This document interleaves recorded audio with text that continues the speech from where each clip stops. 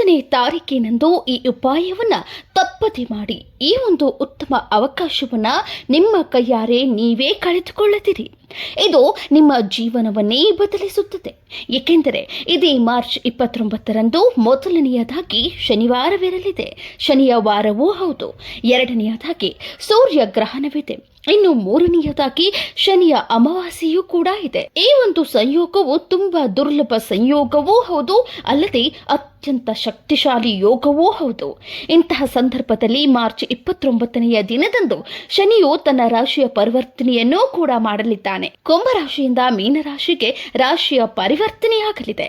ಹೀಗಿರುವಾಗ ಸಾಡೆಸಾತಿಯ ಪ್ರಭಾವ ನಮ್ಮ ಮೇಲೆ ಬೀಳದಿರಲು ಕೂಡ ಈ ಉಪಾಯ ತುಂಬಾ ಅದ್ಭುತವಾಗಿ ಕೆಲಸ ಮಾಡಲಿದೆ.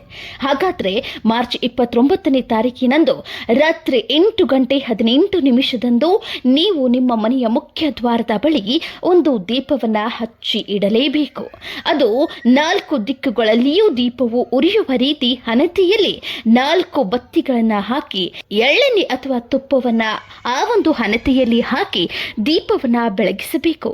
ಹೀಗೆ ಮಾಡಿದ್ದೇ ಆದಲ್ಲಿ ನಿಮಗೆ 4 ದಿಕ್ಕುಗಳಿಂದ ಅವಕಾಶಗಳು ಒದಗಿ ಬರುವುದಲ್ಲದೆ ಎಲ್ಲ ಕಡೆಗಳಿಂದಲೂ ದಾರಿಗಳು ತೆರೆದುಕೊಳ್ಳುತ್ತದೆ. ಅಲ್ಲದೆ ಹಣದ ಹರಿವು ಕೂಡ ಹೆಚ್ಚಾಗುವುದು. ನಿಮ್ಮ ಮನೆಯಲ್ಲಿ ಸಕಾರಾತ್ಮಕ ಶಕ್ತಿಗಳ ಪ್ರವೇಶವಾಗುವುದು. ಈ ವಿಡಿಯೋವನ್ನ ಆದಷ್ಟು ಜನರಿಗೆ ಶೇರ್ ಮಾಡಿ ಹಾಗೂ ಅವರು ಕೂಡ ಈ ಮಹತ್ವದ ಗಳಿಗೆಯ ಉಪಯೋಗವನ್ನ ಪಡೆದುಕೊಳ್ಳುವಂತಾಗಲಿ.